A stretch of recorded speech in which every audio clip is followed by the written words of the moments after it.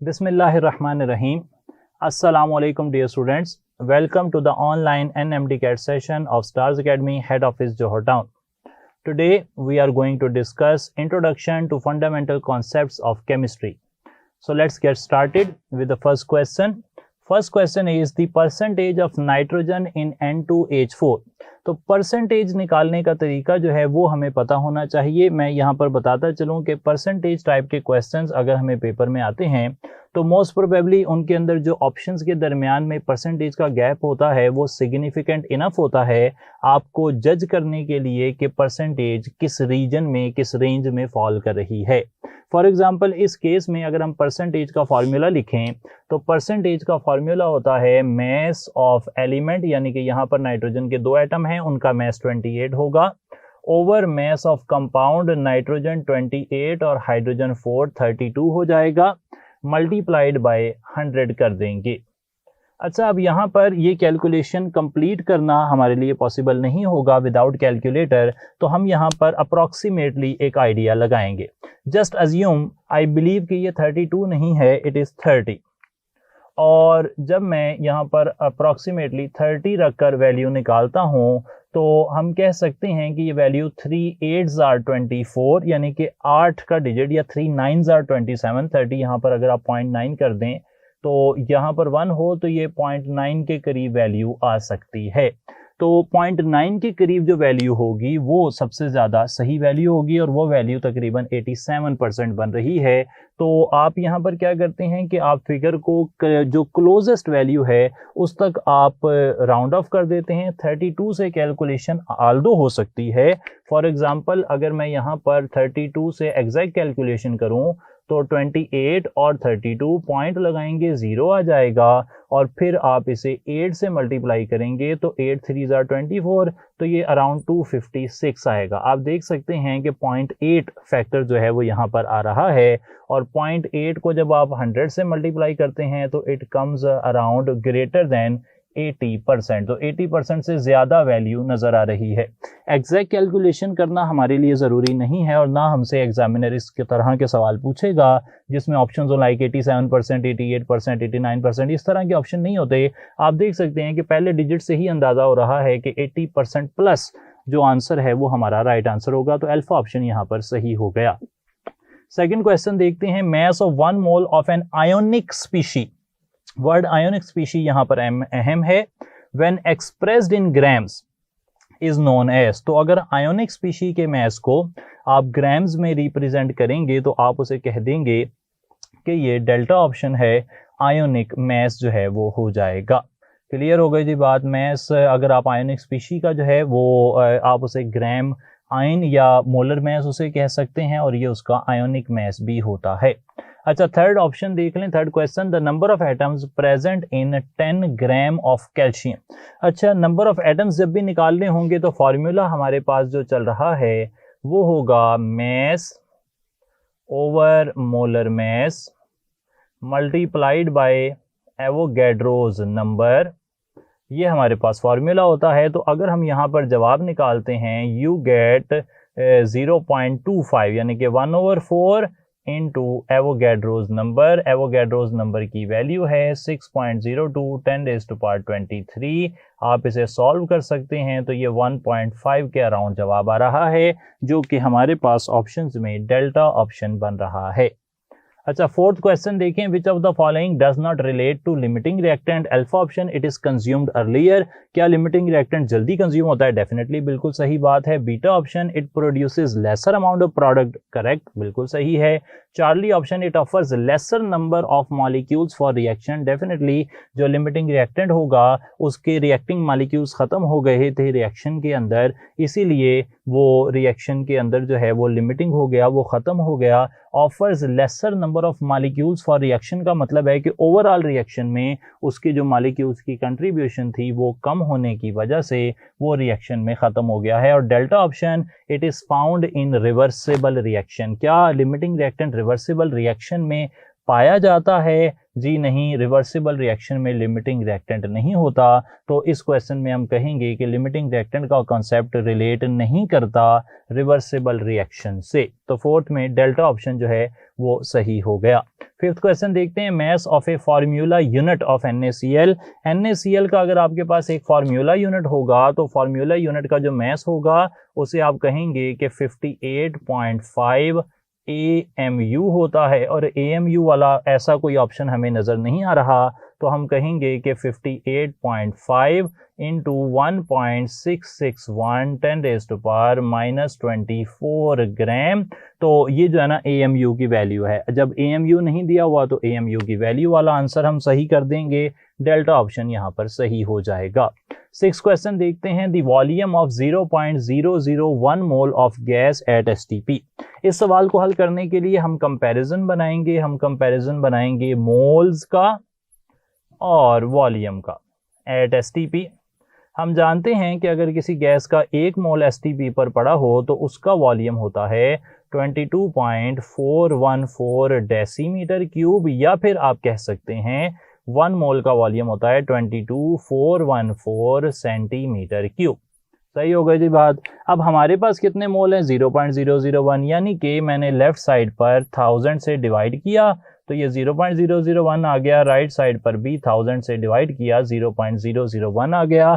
तो 0.001 मोल जो हैं उनके अंदर वॉल्यूम हो जाएगा 22.414 सेंटीमीटर क्यूब, और ऐसा ऑप्शन मुझे नज़र आ रहा है चार्ली ऑप्शन में, 22.414 सेंटीमीटर क्यूब। सेवंथ क्वेश्चन देखते हैं, the molecular formula of A compound having empirical formula C3H3O and molecular mass 110 ग्राम पर मोल। तो मॉलिक्यूलर फार्मूला अगर आपको निकालना पड़ जाए, आप फार्मूला लिखेंगे कि मॉलिक्यूलर फार्मूला जो होता है इसे निकालने के लिए n और एम्पिरिकल फार्मूला चाहिए होते हैं, और n जो होता है ये बराबर होता है मॉलिक्यूलर फार्मूला मास जो 110 है divided by empirical formula mass. 3 carbon है, 12 3s are 36, और हाइड्रोजन कार्बन का यहाँ पर मास 3 कार्बन का 39, 3 हाइड्रोजन का 3, ऑक्सीजन का 16, तो ये मास जो है ना 55 बनता है।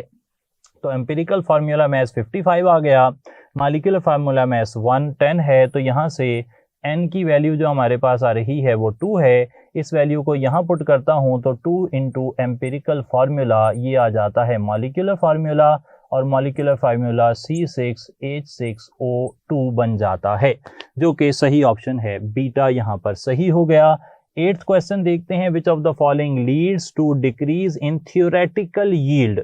थ्योरेटिकल यील्ड, जब एक्चुअली आप कोई प्रोडक्ट हम सोचते हैं एक रिएक्शन करवाया गया है तो theoretical yield maximum possible yield होती है, और रिएक्शन के अंदर उस यील्ड में कमी आती है। जब एक्चुअली रिएक्शन परफॉर्म किया जाता है तो रिएक्शन के अंदर जो यील्ड है वो कम कैसे हो जाती है? वो कम हो सकती है, क्या फास्टर रिएक्शन से रिएक्शन की यील्ड कम हो जाएगी? जी नहीं, रिएक्शन की यील्ड जो है वो फास्टर रिएक्शन से कम नहीं होती, बीटा ऑप्शन। क्या हीट लॉस से जो है वो यील्ड कम होती है? नहीं, हमने ऐसी कोई इंफॉर्मेशन नहीं पढ़ी, delta option. Irreversibility of reaction, अगर रिएक्शन रिवर्स में आना शुरू सिर्फ डायरेक्ट जा रहा है वापस नहीं आ रहा तो क्या इससे यील्ड कम होती है? जी नहीं, हमने सिर्फ ये पढ़ा हुआ है कि जो यील्ड है थ्योरेटिकल यील्ड एक्चुअली जब एक्सपेरिमेंट किया जाता है तो वो कम हो सकती है।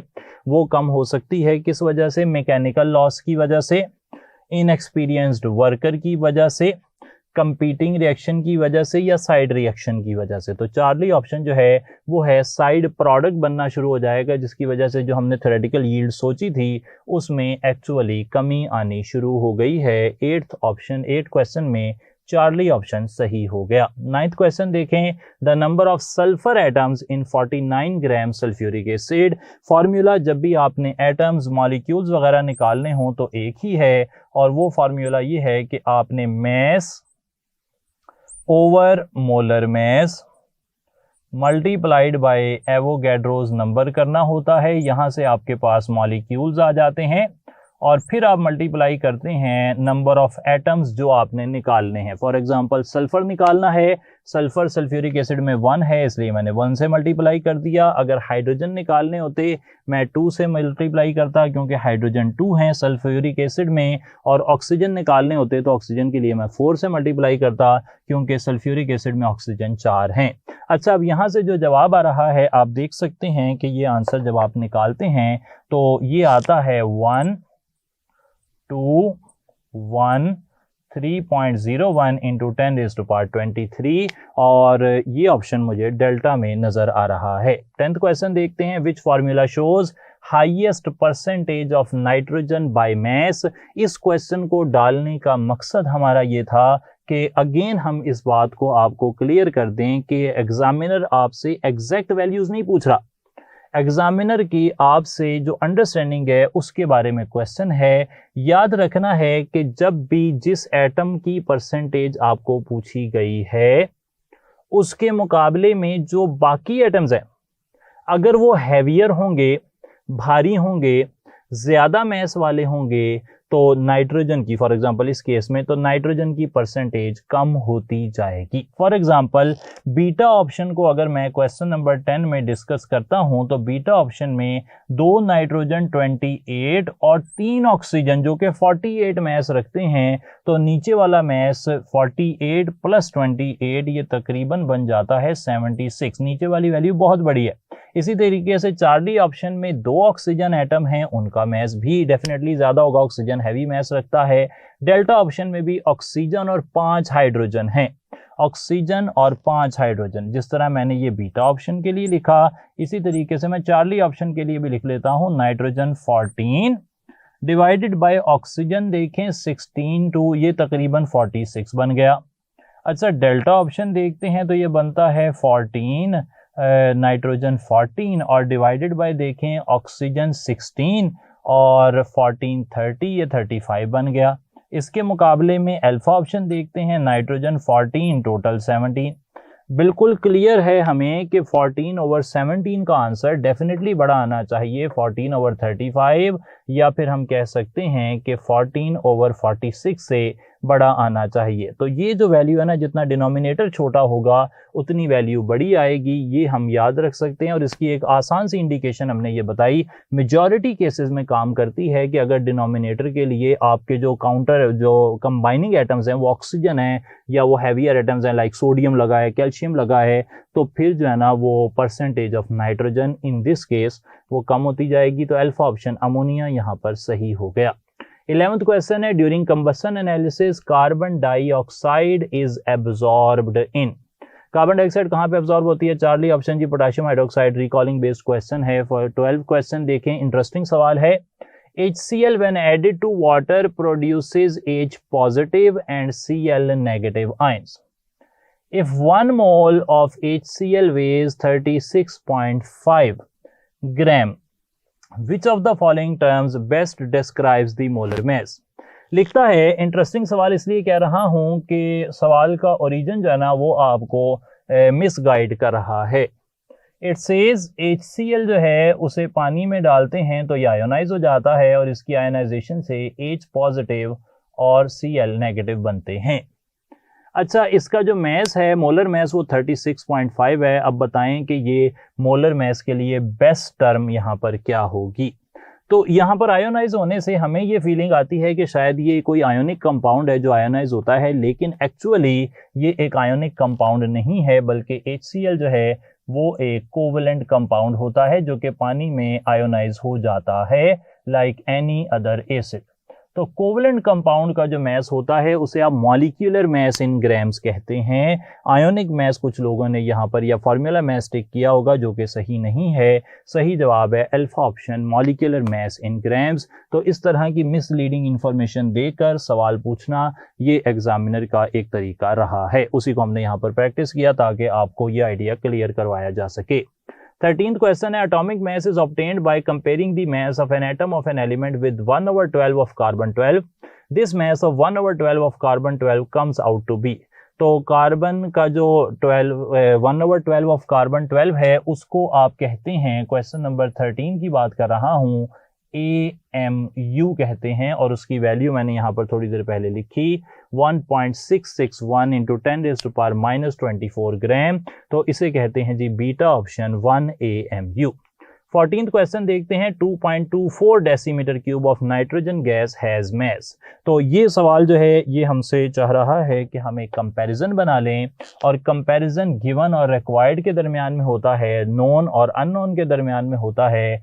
नोन है मुझे यहाँ पर वॉल्यूम और अननोन है मुझे यहाँ पर उसका मैस। तो पहले मैं स्टैंडर्ड स्टोइकियोमेट्री या मोलर वॉल्यूम की डेफिनेशन को देखता हूँ। मुझे पता लगता है कि अगर 22.4 डेसीमीटर क्यूब हो नाइट्रोजन के तो उनका मोल कितने हो जाएंगे 1 और नाइट्रोजन के 1 मोल का मैस कितना होता है 28 ग्राम होता है।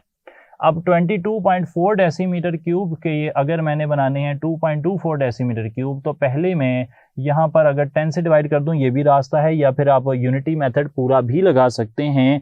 मैंने यहाँ पर जो है डायरेक्ट डिवाइड किया था, यहाँ पर मैं कंप्लीट मेथड लिख देता हूँ। पहले आप 22.4 को सामने ले जाएंगे, यहाँ पर रह जाएगा 1 decimetre cube, it will B 28/22.4। और अगर मैं यहाँ पर 2.24 से यानी कि जो क्वेश्चन पूछा गया है उससे मल्टीप्लाई करता हूँ तो लेफ्ट साइड पर जो आप प्रोसेस या स्टेप करेंगे राइट साइड पर भी मैथमेटिकल इक्वेशन में वही चीज़ करनी होती है। ये हो जाएगा 1 10 और यहाँ से आंसर आएगा 2.8 ग्राम। तो नाइट्रोजन के 2.24 डेसीमीटर क्यूब का जो मैस होगा it will be beta option 2.8 gram. 15th question देखें, how many moles of oxygen are needed for complete combustion of 1 mole of butane. अच्छा ब्यूटेन हमें पहले लिख लेनी चाहिए। ब्यूटेन जो है वो C4H10 होती है।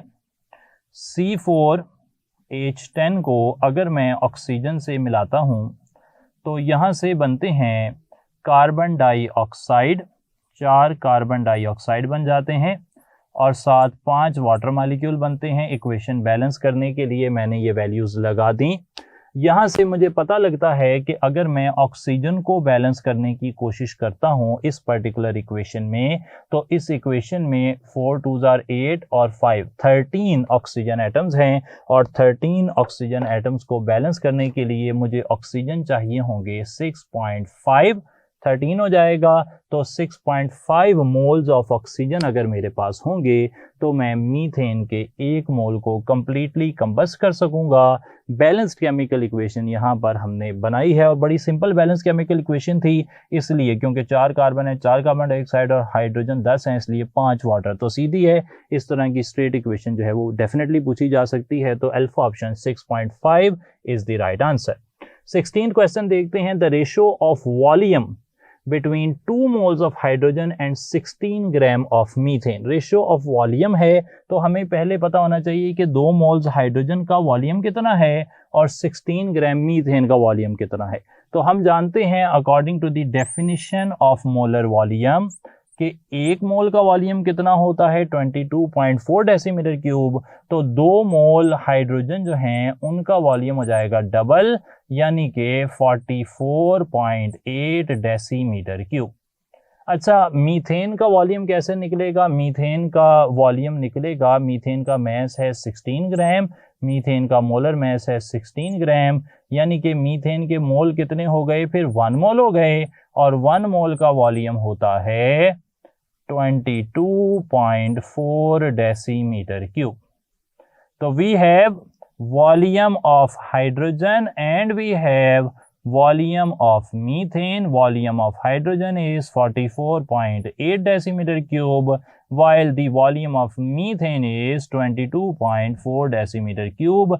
आप इन दोनों को अगर मल्टीप्लाई सॉल्व कर लें तो यहाँ 2 बचता है, यहाँ 1 बचता है। तो क्या वैल्यू आ गई हाइड्रोजन और मीथेन के ratio of volumes? Delta option 2:1 बन गई।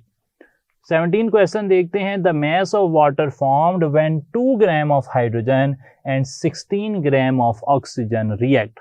तो यहाँ पर सबसे पहले हमें ढूंढना है कि लिमिटिंग रिएक्टेंट कौन है और लिमिटिंग रिएक्टेंट ढूंढने का तरीका मैंने आपसे शेयर किया था कि आप बैलेंस्ड केमिकल इक्वेशन आपके पास होनी चाहिए। मैं बैलेंस केमिकल इक्वेशन लिख देता हूँ। 2 हाइड्रोजन 1 ऑक्सीजन से मिलकर दो वाटर मालिक्यूल जो है वो बनाते हैं। ये है जी बैलेंस्ड केमिकल इक्वेशन। अच्छा, इस बैलेंस केमिकल इक्वेशन के मुताबिक जो लिमिटिंग रिएक्टेंट ढूंढने का तरीका है वो ये है कि आपको जो गिवन मैस दिया हुआ है हाइड्रोजन का उसे आप ऊपर लिख दें और बैलेंस्ड केमिकल इक्वेशन से जो मैस आ रहा है उसे नीचे लिख दें। इसी तरीके से ऑक्सीजन का जो गिवन मैस है यानी कि यहाँ पर फॉर एग्जांपल 16 ग्राम है और ऑक्सीजन का जो बैलेंस्ड केमिकल इक्वेशन से मैस आ रहा है उसे नीचे रख दें।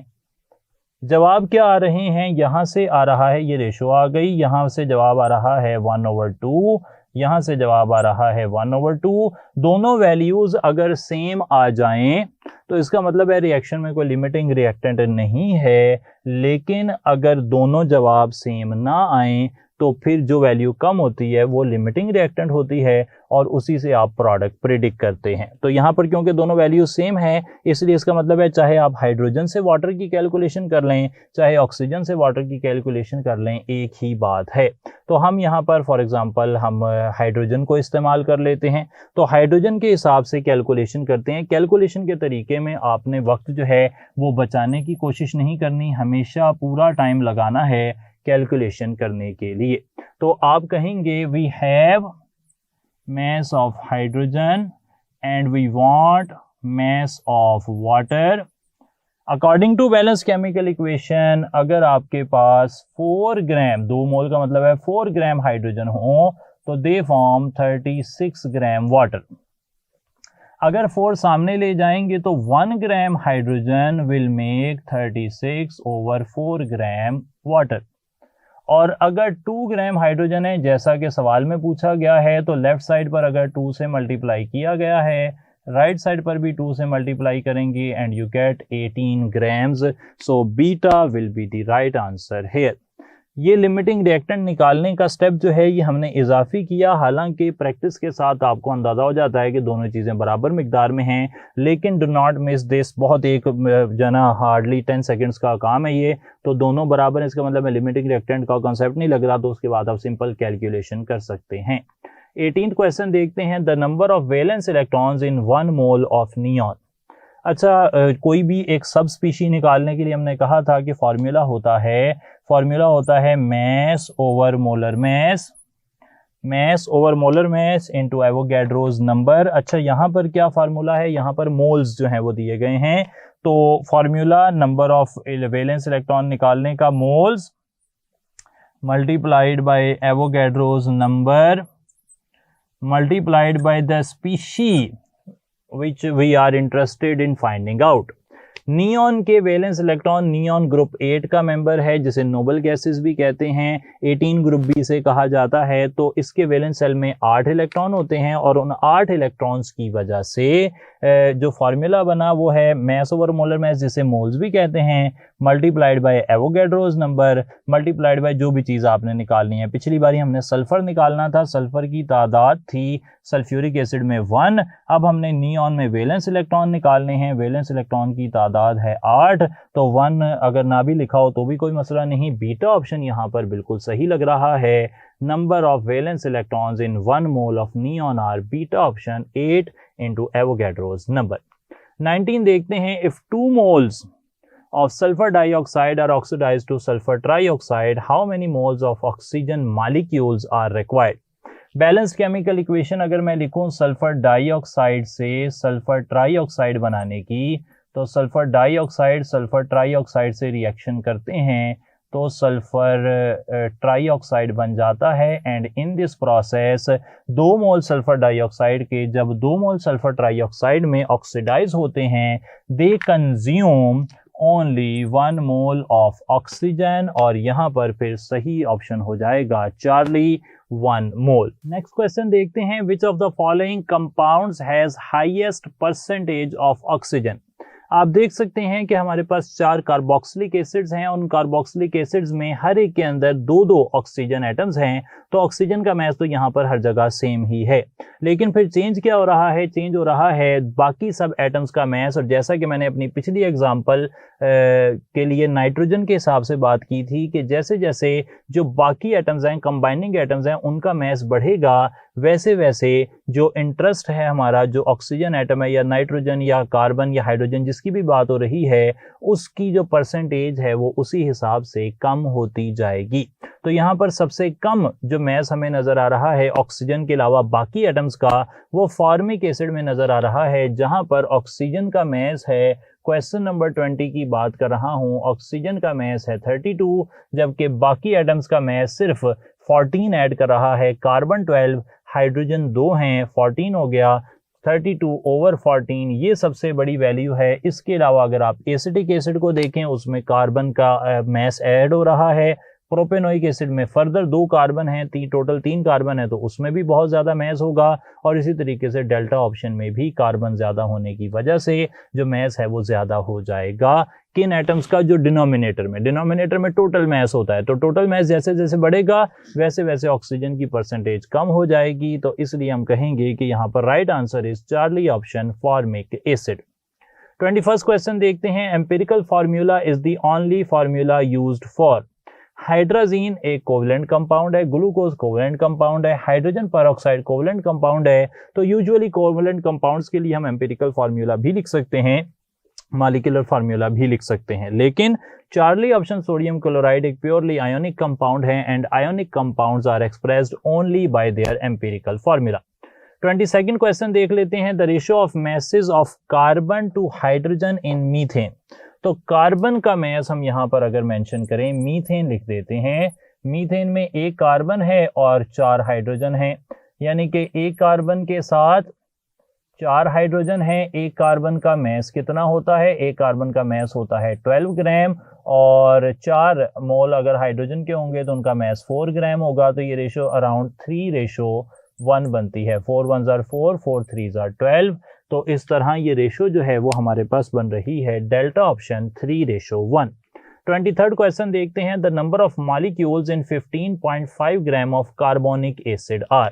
अच्छा, कार्बोनिक एसिड की बात हो रही है, मैस हमें गिवन है, mass divided by molar mass. Molar mass आप निकालेंगे तो ऑक्सीजन 48, हाइड्रोजन 2 50 हो जाएगा, कार्बन 12 62 हो जाएगा, और मल्टीप्लाइड हमने करना है एवोगैड्रोस नंबर से 6.02 10⁻23 1 4 1 1.5, तो अराउंड 1.5 10⁻23 यहाँ पर सही आंसर आ रहा है। और अगेन फॉर्मूला क्या है? Mass over molar mass into Avogadro's number. So right answer here is charlie option, 1.5 × 10⁻23। 24th question देखते हैं। How many atoms are there in 1 mole of water. तो अब एटम्स वाला या कोई सब स्पीशी, एक तो मॉलिक्यूल्स निकालने होते हैं ना, मॉलिक्यूल्स के अलावा अगर कोई चीज निकालनी हो तो फिर मैंने आपको फॉर्मूला बताया कि mass over molar mass into Avogadro's number multiplied by जो भी चीज आपने निकालनी है। तो फॉर एग्जांपल यहाँ पर मैस ओवर मोलर मैस की जगह मोल्स दिए हुए हैं 1 मल्टीप्लाइड बाय एवोगैड्रोस नंबर, और मल्टीप्लाइड बाय टोटल एटम्स पूछे गए हैं। तो वाटर के एक मॉलिक्यूल में टोटल एटम्स होते हैं 3, तो 3 से मल्टीप्लाई करना पड़ जाएगा। सही जवाब आ जाएगा डेल्टा ऑप्शन 3 × एवोगैड्रोस नंबर। 25 देख लें। 2.24 decimetre cube of SO2 at STP weighs. अच्छा, अब यहाँ पर हमें कंपैरिजन मेथड आ गया। हमें गिवन क्या है? हमें गिवन है वॉल्यूम ऑफ सल्फर डाइऑक्साइड, और हमें रिक्वायर्ड क्या है? हमें रिक्वायर्ड है मैस ऑफ सल्फर डाइऑक्साइड।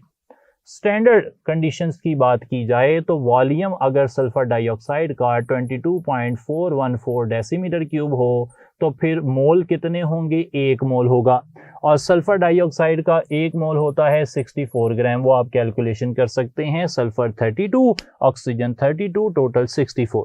अब हमें क्या पूछा गया है? 2.24 डेसीमीटर क्यूब। अगर मैं यहाँ पर 2.24 डेसीमीटर क्यूब को सामने ले जाऊंगा वो डिवाइड हो जाएगा, वो भी तरीका मौजूद है। या फिर अगर आप सिंपल, बल्कि वही कर लेते हैं क्योंकि आप हमेशा थोड़ा सा मैथ बायो वाले लोगों का इतना स्ट्रांग नहीं होता, तो पहले मैं एक स्टेप एक्स्ट्रा कर देता हूँ। 22.4 लेफ्ट साइड पर ले गया मैं, और फिर मैंने लेफ्ट साइड पर 2.24 जो गिवन डाटा है उससे मल्टीप्लाई किया, और जो भी एक्शन हम मैथ के अंदर इक्वेशन के एक साइड पर करते हैं वही दूसरी साइड पर करते हैं, तो 110 and you get 6.4 gram.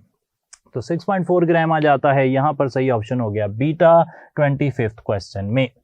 26 question है, 12 ग्राम ऑफ मैग्नीशियम, मोलर मास देख लें 24, तो ये हाफ मोल बन रहा है। 6 ग्राम ऑफ कार्बन, यानी कि मोलर मास 12 है तो ये हाफ मोल बन रहा है, और 28 ग्राम ऑफ आयरन, इसका मोलर मास 56 होता है तो ये भी हाफ मोल बन रहा है। तो 12 ग्राम मैग्नीशियम हाफ मोल है, 6 ग्राम कार्बन हाफ मोल है, 28 ग्राम आयरन हाफ मोल है। तो हाफ मोल होगा तो उसमें एटम्स कितने होंगे, एक मोल के अंदर कितने, एवोगैड्रोस नंबर, तो हाफ मोल में कितने होंगे, हाफ हो जाएंगे, यानी कि delta option 3.01 into 10⁻23 atoms each. तो हाफ हो गया, हाफ एक मोल में 6.02, हाफ मोल में 3.01 इंटू 10⁻23, और अगर 1/4 हो तो 1.5 इंटू 10⁻23। तो ये जनरल कैलकुलेशन ना, एक मोल के में कितने एटम है, आधे मोल में कितने एटम है, 1/4 मोल में कितने एटम है, ये आपको जनरली वैसे ही पता होने चाहिए ताकि आप पेपर में इस स्टेप पर ज़्यादा टाइम ज़ाया ना करें। 27th क्वेश्चन है, what is the mass of aluminium in 102 gram of aluminium oxide. अच्छा, अब यहाँ पर फिर गिवन और रिक्वायर्ड वाली बात आ गई है। 27 में हमें गिवन क्या है, मास ऑफ एल्यूमिनियम ऑक्साइड, और रिक्वायर्ड क्या है, रिक्वायर्ड है मास ऑफ एल्यूमिनियम। सही है जी, रिलेशन बना लिया हमने स्टोइकियोमेट्री की बेस पर।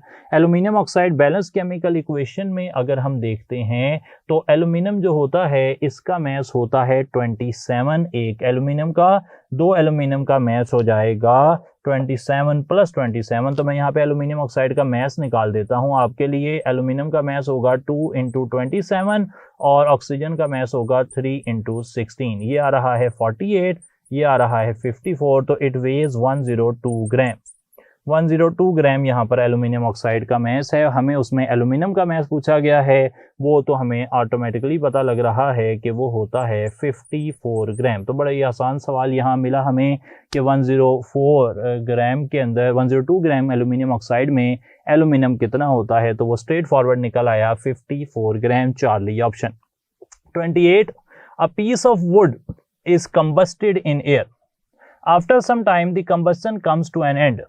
The role of wood in this case is, तो वुड जो है वो जब हवा में जलती है तो थोड़े से बाद जलने का अमल खत्म हो जाता है। क्या उसकी वजह ये है कि हवा खत्म हो गई है? जी नहीं, असल में वुड जो है वो खत्म हो गई है, और वुड खत्म होने की वजह से wood is acting as, Charlie option, limiting reactant. Question 29 देखते हैं, magnesium ionises to release 2 electrons, it means that we have an equation like this. Magnesium से बन रहे हैं मैग्नीशियम +2, और इस प्रोसेस में 2 इलेक्ट्रॉन रिलीज हो रहे हैं। What is the total number of electrons produced by the ionisation of 48 gram of magnesium. हमें टोटल नंबर ऑफ इलेक्ट्रॉन्स पूछे गए हैं। फॉर्मूला हम लिखेंगे मास ऑफ मैग्नीशियम जो कि गिवन है, divided by molar mass of magnesium जो कि हमें पता है, इनटू एवोगैड्रोज नंबर, और इनटू हम मल्टीप्लाई कर देंगे 2 से, क्योंकि हमें नंबर ऑफ इलेक्ट्रॉन्स पूछे गए हैं। सही है जनाब, तो यहाँ से बन जाएगा 24 1 2, तो ये आ जाएगा 2 इंटू एवोगैड्रोज नंबर इंटू 2, या 4Na, 4 मोल बन रहे हैं। यहाँ पर आप देख सकते हैं कि मैंने जो फार्मूला यूज़ किया है वो स्टैंडर्ड फार्मूला ही यूज़ किया है, मास over molar mass multiplied by Avogadro's number multiplied bye electron हमें चाहिए थे, तो हमने नंबर ऑफ इलेक्ट्रॉन से मल्टीप्लाई कर दिया। ऑल दो यहाँ पर हमें टोटल नंबर ऑफ इलेक्ट्रॉन्स के अंदर जो ऑप्शंस दिए हैं वो मोल्स दिए गए हैं, तो 4 एवोगैड्रोज नंबर का मतलब फिर डेफिनेटली 4 मोल्स ही बनता है, और यहाँ से हम जवाब डेल्टा ऑप्शन भी लिख सकते हैं। मैंने कैलकुलेशन एक्सटेंडेड तरीके से इसलिए की है कि मैं हर स्टेप पर अगर डिफरेंट कैलकुलेशन करता हूँ तो आपको ऐसे लग सकता है कि शायद देयर आर मल्टीपल वेज जो हर बारी हमें यूज़ करने हैं। ऐसा नहीं है, जब भी आपको टोटल नंबर ऑफ आयंस या something like that, total number of hydrogen atoms etcetera मालूम करने होते हैं, तो फार्मूला क्या होता है, मास ओवर मोलर मास, जिसकी जगह मोल्स भी आप लिख सकते हैं, multiplied by Avogadro's number multiplied bye जिस चीज़ की बात की गई हो। तो अगर उसने वैल्यू जो है वो नंबर ऑफ पार्टिकल्स में दी होगी तो एवोगैड्रोस नंबर से मल्टीप्लाई कर देंगे। अगर नंबर ऑफ पार्टिकल्स नहीं पूछे होंगे, आंसर्स मोल में होंगे, तो जितने एवोगैड्रोस नंबर हैं उतने ही मोल होंगे। 30th क्वेश्चन है, विच of the following number of molecules indicates highest number of moles. हम जानते हैं कि नंबर ऑफ मोल्स का जो फॉर्मूला होता है, नंबर ऑफ मोल्स, उसका फॉर्मूला होता है number of particles divided by Avogadro's number. अच्छा, अब एवोगैड्रोस नंबर तो यहां पर कांस्टेंट है, तो फिर मोल्स ज्यादा किसके होंगे? जिसके नंबर ऑफ पार्टिकल ज्यादा होंगे। जिसके नंबर ऑफ पार्टिकल ज्यादा हैं उसके मोल्स ज्यादा हैं। तो सबसे ज्यादा नंबर ऑफ पार्टिकल्स मुझे नजर आ रहे हैं यहाँ डेल्टा ऑप्शन 3.01 10⁻23। 10⁻23 सबसे बड़ी वैल्यू है, तो नंबर ऑफ पार्टिकल ज्यादा, डिनोमिनेटर सबका सेम है, तो जिसकी न्यूमरेटर वैल्यू ज्यादा होगी उसका आंसर ज्यादा आ जाएगा। 31st क्वेश्चन देख लेते हैं। Molecular formula shows the actual ratio of atoms. Molecular formula जो है ना वो actual ratio of atoms show करती है, लेकिन ये आयोनिक कंपाउंड या मेटल या जाइंट कोवलेंट कंपाउंड के लिए नहीं लिखा जाता। मॉलिक्यूलर फार्मूला तो आमतौर पर एक मॉलिक्यूलर कंपाउंड के लिए ही लिखा जाता है। जाइंट कोवलेंट कंपाउंड के लिए तो हम एम्पिरिकल फार्मूला लिखते हैं। तो 31 में आंसर हो जाएगा डेल्टा ऑप्शन। 32nd क्वेश्चन देखें। 1 mole of acetic acid and 1 mole of methane have equal. अच्छा, 1 मोल ऑफ एसिटिक एसिड आपके सामने है CH3COOH और 1 मोल ऑफ मीथेन CH4। जब इन दोनों का एक एक मोल ले रहे हैं तो डेफिनेटली इसमें भी एवोगैड्रोस नंबर ऑफ मॉलिक्यूल्स होंगे, इसमें भी एवोगैड्रोस नंबर ऑफ मॉलिक्यूल्स होंगे। तो इसमें हमें ज़्यादा कॉम्प्लिकेट नहीं करना, अपने आप को परेशान नहीं होने देना। हमें पता है कि 1 मोल अगर डिफरेंट मॉलिक्यूल्स के हों तो उनमें एवोगैड्रोस नंबर ऑफ मॉलिक्यूल्स ही होते हैं। तो delta option number of molecules यहाँ पे सबसे ज़्यादा सही है। बिला वजह हम यहाँ पर वैसे मैथ्स पर भी टाइम ज़ाया कर सकते हैं। इसका मैथ्स जो है एसिटिक एसिड का 60 होता है, मीथेन का 16 है। यहाँ पर 5 एटम है, यहाँ पर आपको नज़र आ रहे हैं 3, 4 और 8 एटम नज़र आ रहे हैं। तो डेफिनेटली एटम्स और इलेक्ट्रॉन्स और मैसेज ये तो डिफरेंट ही हैं, सिर्फ नंबर ऑफ मॉलिक्यूल्स ही यहाँ पर सेम हो सकते थे। 33rd क्वेश्चन है, methane reacts with steam to form hydrogen and carbon monoxide as shown below. Methane reaction कर रही है, रिलेशन देख लें, मीथेन 1 हो तो हाइड्रोजन के 3 जो हैं वो मोल बनते हैं। What volume of hydrogen can be obtained from 50 centimeter cube of methane at standard temperature and pressure? इस तरह के सवाल को डालने का मकसद ये है कि आपको ना एक नए अंदाज से सोचने का तरीका दिया जाए। असल में ये जो रिएक्शन जिसकी हम बात कर रहे हैं, जो आपके सामने लिखा हुआ है, इस रिएक्शन के अंदर आपको तमाम तर जो स्पीशीज हैं वो गैशियस फॉर्म में नजर आ रही हैं। अगर कोई सारी स्पीशीज गैशियस फॉर्म में हो किसी रिएक्शन में, या जिनके बारे में सवाल है, एटलीस्ट फॉर एग्जांपल यहाँ पे मीथेन और हाइड्रोजन के बारे में सवाल है, अगर वो गैशियस फॉर्म में हैं तो जो उनकी मोल्स की रेशो है बैलेंस केमिकल इक्वेशन में, वही उनके वॉल्यूम्स की रेशो भी होगी। फॉर एग्जांपल यहाँ पर हमें मोल्स की रेशो जो है, मोल्स ऑफ मीथेन और मोल्स ऑफ हाइड्रोजन की रेशो ये मिल रही है कि अगर एक मीथेन होता है तो उससे 3 हाइड्रोजन बन रहे हैं according to balance chemical equation. तो जो मोल्स की रेशो है वही वॉल्यूम की रेशो होगी, यानी कि अगर एक मोल से 3 मोल बन रहे हैं तो फिर 50 मोल से, अगर लेफ्ट साइड पर 50 से मल्टीप्लाई किया तो राइट साइड पर भी 50 से मल्टीप्लाई करेंगे। 50 मोल से 150 मोल बनेंगे और 50 सेंटीमीटर क्यूब से 150 सेंटीमीटर क्यूब बनेंगे। सही है जनाब। तो जो मोल्स की रेशो है वही वॉल्यूम की रेशो है। तो चार्ली ऑप्शन यहाँ पर 150 सेंटीमीटर क्यूब सही हो जाएगा, ओनली फॉर दोज रिएक्शंस जहां पर जो हमारी कंसर्न स्पीशीज हैं वो गैस की फॉर्म में होंगी। 34th क्वेश्चन देख लें, विच of the following contains Avogadro's number of particles. Avogadro's number of particles की अगर बात की जाए, अल्फा ऑप्शन को मैं सॉल्व कर लेता हूँ। वैसे जो ऑप्शन जो है वो बिल्कुल सही नहीं लग रहे, उनकी अगर बात की जाए तो हमारे पास डेल्टा ऑप्शन जो है वो सही नहीं लग रहा। क्यों नहीं सही लग रहा, मैं ऑप्शन हल कर देता हूँ हर एक को थोड़ा थोड़ा, तो आपको अंदाज़ा हो जाएगा। फॉर एग्जांपल अल्फा ऑप्शन देखें, हीलियम का मैस है 4, हीलियम का मोलर मैस है 4, तो डेफिनेटली यहाँ से 1 मोल आ रहा है हीलियम के एटम्स का, तो ये एवोगैड्रोस नंबर ऑफ एटम्स बन रहे हैं। अल्फा ऑप्शन तो सही लग रहा है। बीटा ऑप्शन में देखें तो वैलेंस इलेक्ट्रॉन्स पूछे गए हैं 24 ग्राम मैग्नीशियम में। वैलेंस इलेक्ट्रॉन निकालने का तरीका क्या है, mass over molar mass multiplied by Avogadro's number multiplied by valence electron in 1 magnesium, वो तो 2 हैं, तो यहाँ से 2Na जवाब आ जाएगा जो कि 1Na नहीं बन रहा।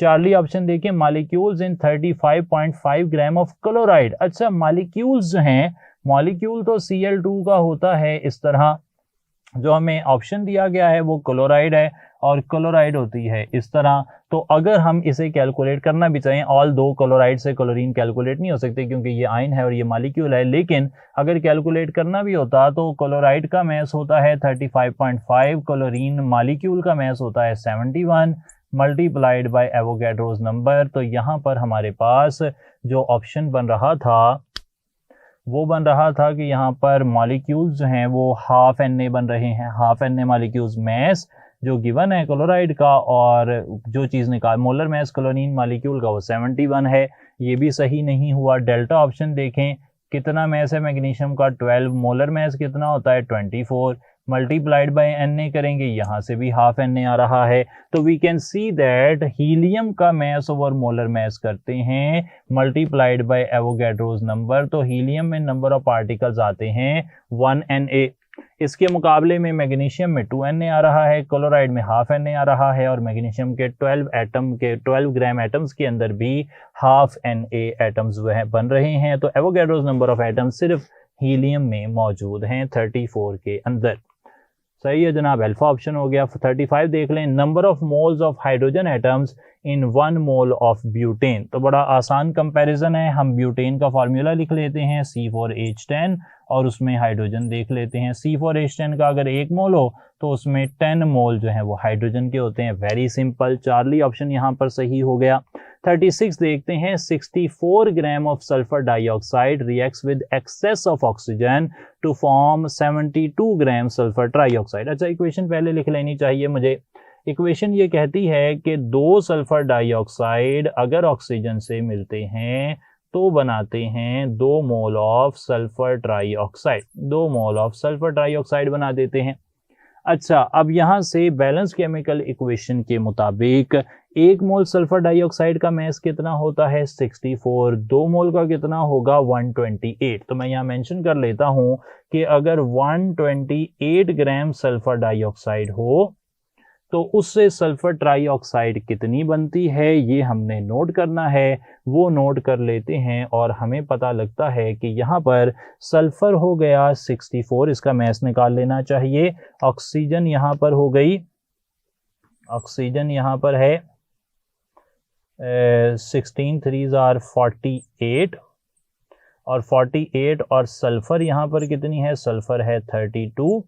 ये दोनों को ऐड करेंगे, यहाँ से मैस बनता है 80 आ गया। 1 सल्फर ट्राइऑक्साइड का मैस, 2 सल्फर ट्राइऑक्साइड का मैस कितना होगा, वो मैस हो जाएगा 160 ग्राम। सो द गिवन डाटा जो उससे बैलेंस केमिकल इक्वेशन बनती है, it suggests that sulphur dioxide के 2 मोल जिनका मैस होता है 128 ग्राम, जब वो रिएक्ट करके 2 मोल सल्फर ट्राइऑक्साइड बनाते हैं तो उनका मैस होना चाहिए 160 ग्राम। अब देखते हैं कि गिवन डाटा क्या है। Given data says 64 gram of sulphur dioxide वो रिएक्ट कर रहे हैं। चलें जनाब, इस बात को आगे लेकर चलते हैं। यहाँ पर हैं 128 ग्राम, उनसे बनते हैं 160 ग्राम।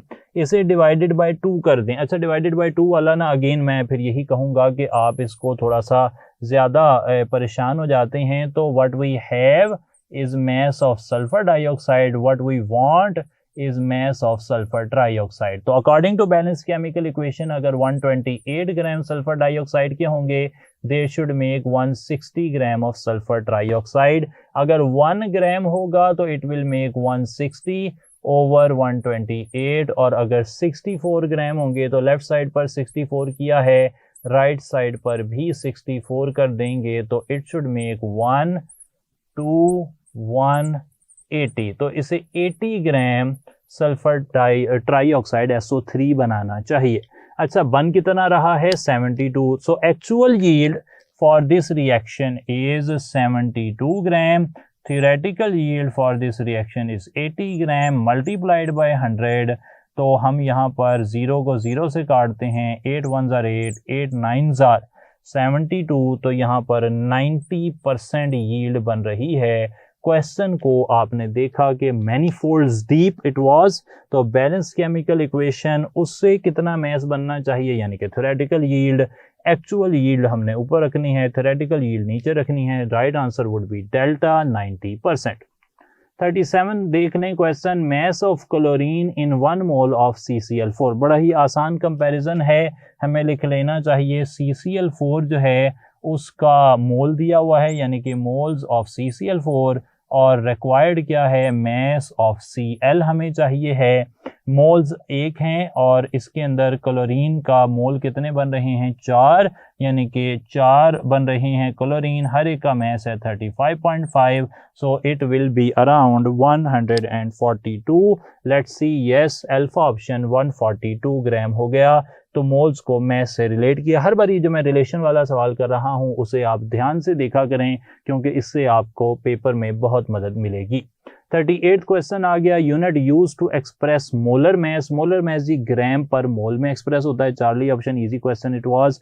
39 आ गया, 1 mole of which of these will occupy 22.414 decimetre cube. तो ये सवाल याद रख लें कि बता रहा है concept of molar volume is only applicable for gases. Water is a liquid at room temperature. Formic acid is a liquid जिसका जो melting point है, sorry boiling point 100 degree centigrade आपने देखा हुआ है, और एथेनॉल का 78.6 डिग्री सेंटीग्रेड आपने जो बॉइलिंग पॉइंट है वो देखा है। इन सब में से सिर्फ alpha option methane STP room temperature पर, sorry standard conditions of temperature and pressure पर वो मीथेन ही गैस होती है, और गैसेस का 1 मोल का वॉल्यूम 22.414 डेसीमीटर क्यूब होता है। 40th क्वेश्चन देख लें, iodine exists as diatomic molecule. एक इंफॉर्मेशन दी गई है, How many moles of iodine will make up Avogadro's number of atoms of iodine? सवाल पूछ रहा है कि आयोडीन डाई एटॉमिक मॉलिक्यूल की फॉर्म में पाई जाती है, यानी कि उसके एक मॉलिक्यूल में 2 एटम होते हैं। तो आयोडीन I2 के, आयोडीन जो मॉलिक्यूल है I2, उसके कितने मोल होंगे जिसमें Avogadro's number of iodine atoms होंगे।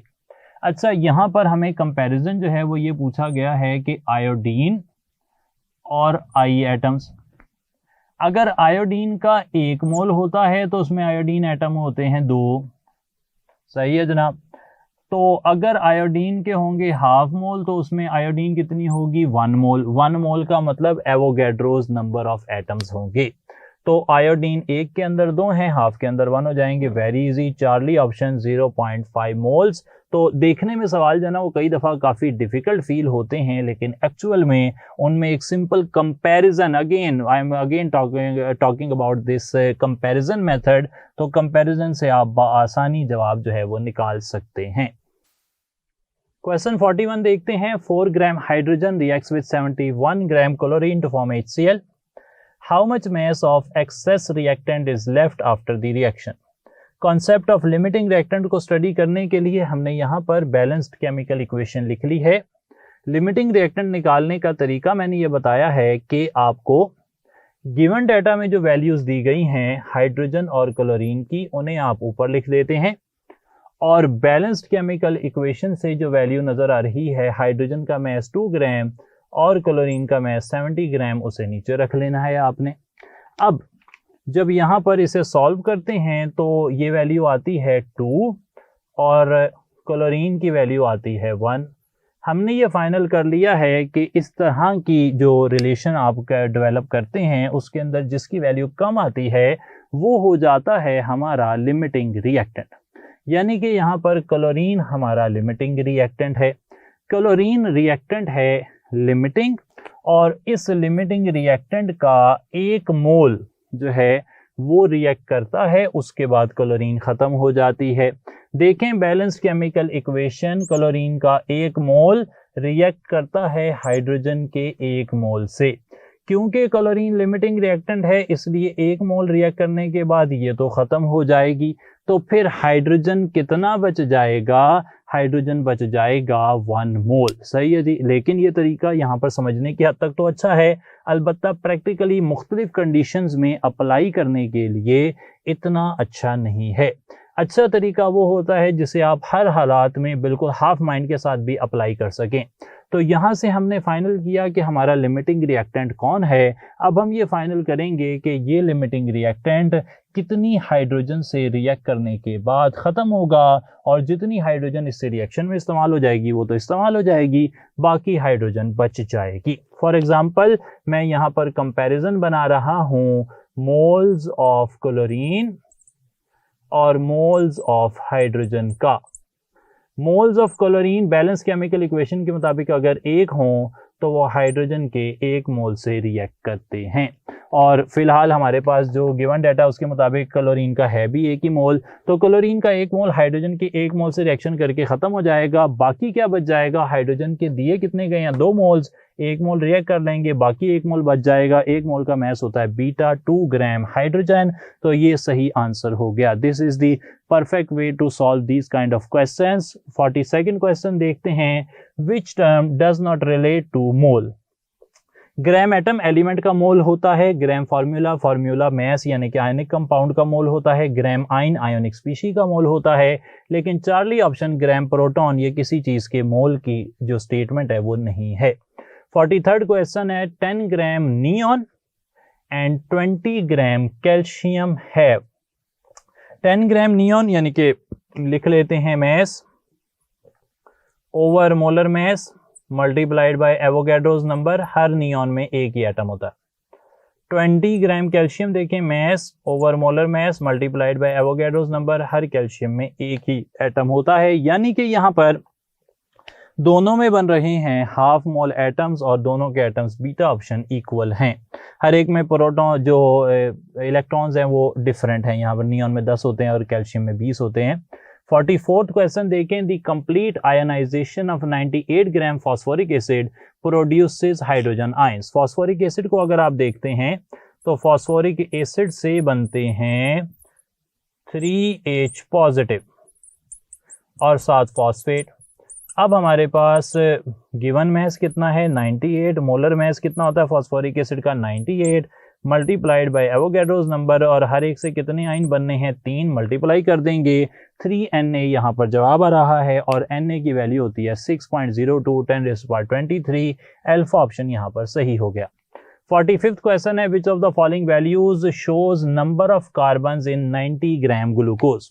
90 ग्राम ग्लूकोज में नंबर ऑफ कार्बन्स निकालने हैं, मैस है 90, मोलर मैस है 180, मल्टीप्लाई करना पड़ेगा एवोगैड्रोस नंबर से और उसे मल्टीप्लाई करना पड़ेगा 6 से। 6 से क्यों मल्टीप्लाई कर रहे हैं, क्योंकि ग्लूकोज का फॉर्मूला होता है C6H12O6, हर ग्लूकोज में 6 कार्बन एटम हैं।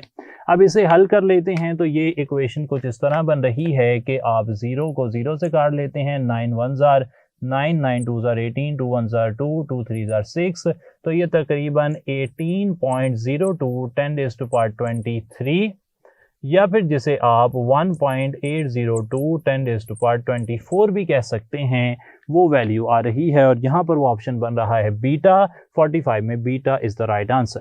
46 mechanical loss while doing practical work in laboratory. जब आप मैकेनिकल लॉस होता है किसी लेबोरेटरी वर्क में तो it causes reaction to stop. नहीं जी, मैकेनिकल लॉस से रिएक्शन रुकता नहीं है, वो चलता रहता है, लेकिन उससे प्रोडक्ट जो है ना वो ज़ाया होना शुरू हो जाता है। Beta helps identify limiting reactant. जी नहीं, लिमिटिंग रिएक्टेंट तो वो रिएक्टेंट होता है जो रिएक्शन में जल्दी खत्म हो जाता है, मैकेनिकल लॉस से आप उसे आइडेंटिफाई नहीं करते। और चार्ली ऑप्शन तो बिल्कुल ही रॉन्ग है, ये कंप्लीट नहीं करता रिएक्शन को, रिएक्शन ने अपनी रफ्तार से चलना होता है। तो delta option is the right answer. Mechanical loss जब प्रैक्टिकल वर्क में हो रहा होता है तो it decreases actual yield. Actual yield कम हो जाती है मैकेनिकल लॉस से, इनएक्सपीरियंस वर्कर से और साइड रिएक्शन या कंपीटिंग रिएक्शन से। 46 में डेल्टा ऑप्शन हो गया। 47 actual yield refers to the amount of product. Actual yield होती है वो amount of product which is obtained in a chemical reaction actually by experiment। ये theoretically नहीं निकलती, ये actually निकाली जाती है। 48th क्वेश्चन आ गया, which term is most appropriate to describe the mole of water. जो वाटर है वो कोवलेंट कंपाउंड है, इसलिए उसके लिए ग्राम मालिक्यूल सही ऑप्शन होगा। बीटा ऑप्शन सही हो गया। 49 0.25 moles of all the ideal gases occupy a volume of dash decimeter cube. You have moles of gas, ideal gas, and you want to find out their volume. तो पहले आप standard देखेंगे कि 22.414 sorry पहले हम लिख लेते हैं कि if you have for example यहाँ से इसको माइनस कर देते हैं। If you have 1 mole of an ideal gas it will occupy A volume of 22.414 decimetre cube.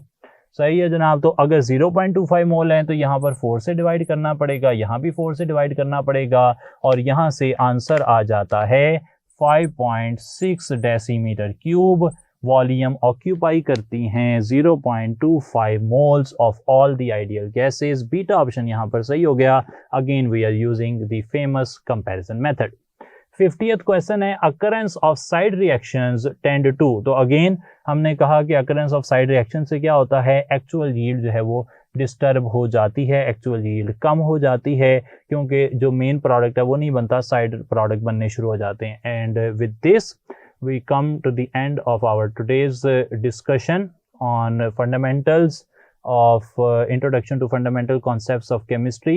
कोई भी डाउट है तो आप ग्रुप में लाजमी पूछ लें, और कोई भी सवाल हो तो आप किसी तरह भी हमसे रब्ता कर सकते हैं। Thank you so much. अस्सलाम वालेकुम।